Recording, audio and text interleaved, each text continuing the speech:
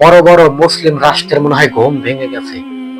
কেন ফিলিস্তিনকে স্বাধীন রাষ্ট্র করতে দিতে বলা হয়েছে? কাকে? ইসরায়েলকে। ফিলিস্তিন স্বাধীন রাষ্ট্র ঘোষণা করে দাও। ইতিমধ্যে অনেক রাষ্ট্র কিন্তু অস্ত্র দেওয়া ইসরায়েলকে বন্ধ করে দিয়েছে এবং বলছে ইসরায়েলকে অস্ত্র দেওয়া হবে না এবং ইসরায়েল এই গাজার ভিতরে হামলা বন্ধ করতে হবে। আসলে ইসরায়েল কি এই হামলা বন্ধ করবে? না, ইসরায়েল এই হামলা বন্ধ করবে না। ইসরায়েল এই হামলা কন্টিনিউস চালিয়ে যাবে। কেননা বড় বড় রাষ্ট্র যদি ওদেরকে যদি অস্ত্র দিয়ে যদি সহযোগিতা না করে, ওদের সহযোগিতা করার মতো একটি রাষ্ট্র মাত্র যথেষ্ট। সেই রাষ্ট্রটাকে আমেরিকা। আমেরিকা যদি ইসরায়েলে যদি অস্ত্র দেওয়া যদি আজকে বন্ধ করে, কালকে দেখবেন যে ইসরায়েলের পতন ঘটে গেছে। কারণ তা তো আমেরিকা করবে না। কারণ ওই ইহুদি দুইটা ইহুদিরা ইহুদিদের ভাই ভাই। আজ পর্যন্ত একটা আফসোস, মুসলমান আজ পর্যন্ত ভাই ভাই হতে পারলাম না। এটি আফসোস সবার মনে। কেমনে? দেখুন সৌদি আরবের দিকে তাকিয়ে দেখুন।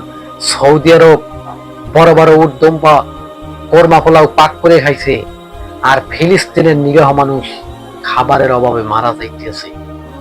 আজকে যদি এই যুদ্ধটা যদি বিরতি দিত, যদি সৌদি আরবের প্রেসিডেন্ট মোহাম্মদ বিন সালমান যদি বলতো ইসরায়েল তুমি যুদ্ধ বন্ধ করো, না হয় আমরা কিন্তু যুদ্ধ ঘোষণা করবো, আমরাও কিন্তু যুদ্ধ চালিয়ে যাব, তবে কিন্তু তা করবে না।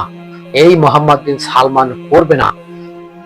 তার হাতে পায়ে এই রকমের মোটা মোটা শিকল দিয়ে বাঁধা, মোটা মোটা শিকল।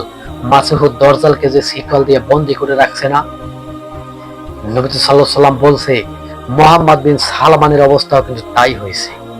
না হয় দেখুন ফিলিস্তিন অনাহারের ভিতরে মৃত্যুবরণ করছে, আর ইসরায়েলের প্রধানমন্ত্রী সেনাবাহিনীদেরকে আদেশ দিয়ে রাখছে যুদ্ধ চালিয়ে দাও, এবং ওই গাজা ওই ফিলিস্তিন তাদের নাকি বলে লাগবে। এই সমস্ত মানুষের পরাণ তাদের কাছে কিছুই না।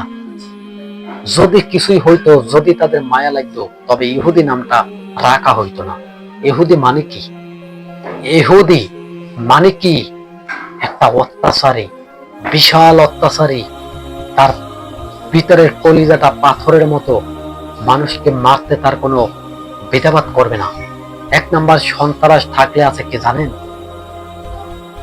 ইসরায়েলের প্রধানমন্ত্রী নেতানিয়াহু এক নাম্বার সন্ত্রাস, আর ভারতের প্রধানমন্ত্রী নরেন্দ্র মোদী কসাই। সন্ত্রাস আর কসাই মিলে পুরো বিশ্বটাকে মেসাগার করছে।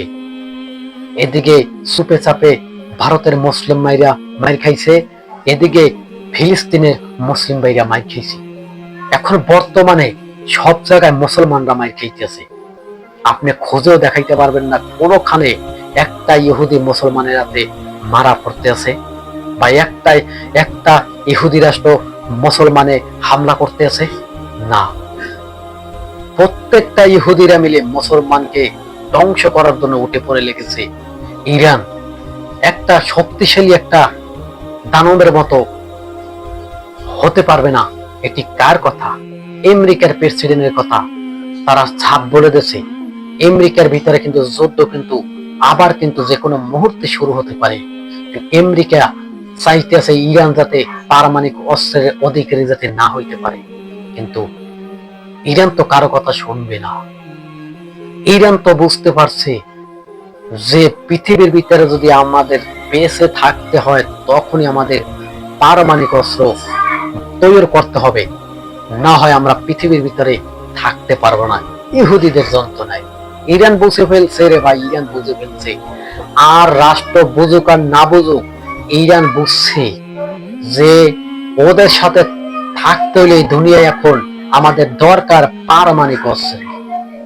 না হয় ফিলিস্তিন না, না হয় বাংলাদেশ না, না হয় পাকিস্তান না, পুরা মুসলিম রাষ্ট্র একটা একটা করে ওরা মেসাকার করে ফেলবে। এটি বাস্তব। আজকে ভিডিওটা এর দূর শেষ করলাম। ভালো থাকবে।